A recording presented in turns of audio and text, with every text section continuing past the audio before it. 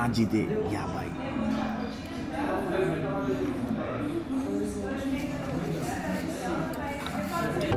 জাপানের মাটিতে বিরিয়ানি মানেই হচ্ছে যে ইন্ডিয়ান রেস্টুরেন্ট, কিন্তু আজকে আমি এমন একটা জায়গায় যেতেছি সেটা হচ্ছে যে কোনো ইন্ডিয়ান রেস্টুরেন্ট না, নেপালিজ না, বাংলাদেশি না। আমি যাচ্ছি সরাসরি ইরান না, ইরানিয়ান রেস্টুরেন্টে, যার নাম হচ্ছে সাদাফ। এটা হচ্ছে জাপানের চিবা শহরে। সো এখন বর্তমানে আমি আছি চিবা শহরে কাছাকাছি। আমার বন্ধু এই যে পাশে উনতেন্স তেরু। আমি যখন স্টুডেন্ট ছিলাম তখন এই শহরটাতে আমার পাশে যে বন্ধু বসে আছে ওর সাথে এই শহরটাতে থাকতাম প্রায় 2 বছরের মতো, নাকি আরিফুরু? সো এই শহরটাতে হঠাৎ করে আজকে আসা হলো বিরিয়ানি খাওয়ার উদ্দেশ্যে। সো দেখে অনেক একটা মানে নাচসুকাশি একটা ফিলিং হচ্ছে, ঠিক আছে? তো আপনারা যারা চিবা শহরে আছেন বা অথেন্টিক বিরিয়ানির খোঁজে আছেন তারা কিন্তু চাইলে আজকে আমি যে জায়গাতে যাচ্ছি ইরানিয়ান রেস্টুরেন্ট সাদাফে, এখানে যেতে পারেন। আর হচ্ছে আমি নর্মালি খুব সহজেই কোনো হালাল ফুড বা যে কোনো ফুডই বলেন, আমি খুব সহজেই কিন্তু প্রমোশন করি না বা সবার সাথে শেয়ার করি না। মানুষ বলে না যে ভালো জিনিসের প্রমোশন করতে হয় না। সো এই জিনিসটা এতটাই দারুণ যে কোনো টাকা ছাড়াই আমি আপনাদের সাথে সবার সাথে শেয়ার করতেছি। লাইক ধরেন ল্যাম্বরগিনি, ওরা কিন্তু জীবনেও ব্র্যান্ডিং করে না, অথচ আপনি কিন্তু জানেন ল্যাম্বরগিনি নামের একটা গাড়ি আছে, ঠিক আছে?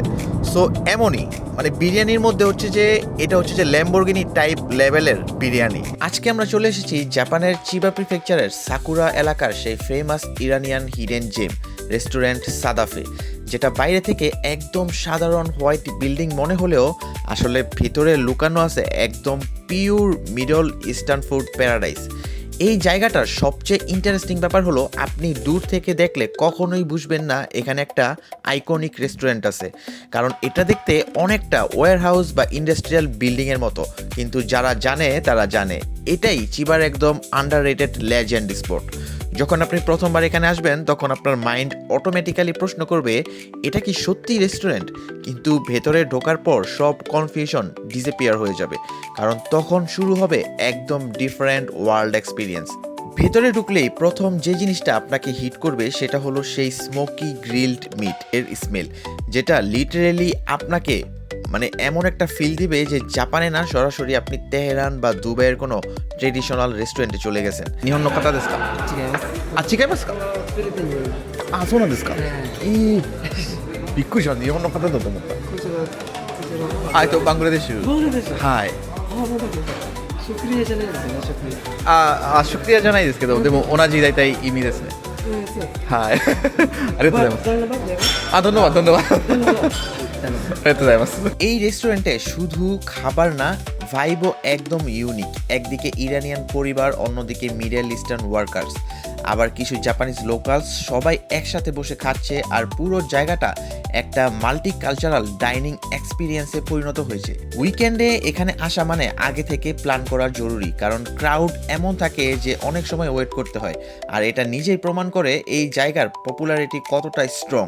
সবচেয়ে ইন্টারেস্টিং ব্যাপার হলো জাপানের মতো আলট্রা ক্লিন, আলট্রা মডার্ন কান্ট্রিতে দাঁড়িয়ে আপনি যখন অথেন্টিক পার্সিয়ান টেস্ট আর হসপিটালিটি পাবেন, সেটা লিটারেলি রেয়ার এবং আনফরগেটেবল। এই জায়গাটা শুধু একটা রেস্টুরেন্ট না, এটা একটা ব্রিজ, জাপান আর ইরানের কালচার একসাথে কানেক্ট করে খাবারের মাধ্যমে। আর যদি আপনি ফুডি হন বা জাপান এক্সপ্লোর করতে ভালোবাসেন, তাহলে সাদাফ এমন একটা প্লেস যেটা আপনার বাকেট লিস্টে অবশ্যই থাকা উচিত, কারণ এটা অর্ডিনারি ডাইনিং না, এটা ফুল অন এক্সপিরিয়েন্স।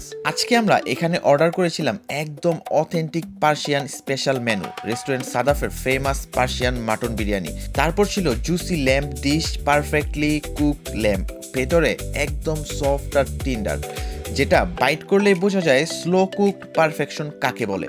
আর আমরা নিয়েছিলাম আরেকটা ল্যাম্প রাইস কম্বো বা ল্যাম্প বিরিয়ানি টাইপ ডিশ, যেখানে মাংস আর রাইস একসাথে এমনভাবে মিশে গেছে যে প্রতিটা স্পুনে একটা ব্যালেন্সড রাইস ফ্লেভার ফিল হচ্ছিল।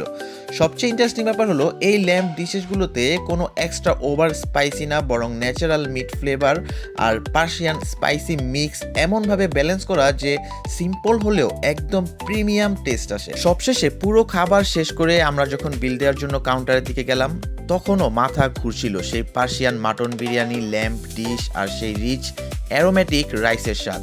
বিলটা দেওয়ার সময় আমরা সরাসরি গেলাম কাউন্টারে, আর সেখানে আমাদের বিল নিলেন একজন ইরানিয়ান মহিলা, একদম শান্ত, স্মাইলিং ফেস আর খুবই রেসপেক্টফুল হসপিটালিটি।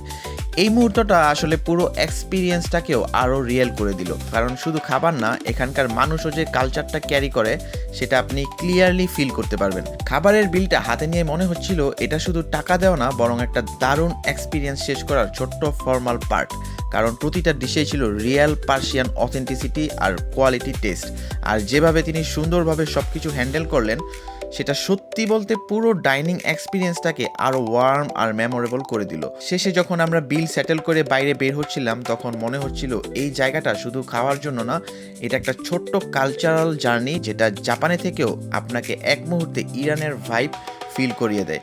সো আজকের মতো এখানেই শেষ করছি এই ফুড জার্নি। সো সবাই ভালো থাকবেন। আমি এখন বলতেছি জাপানের চিবা থেকে জানা।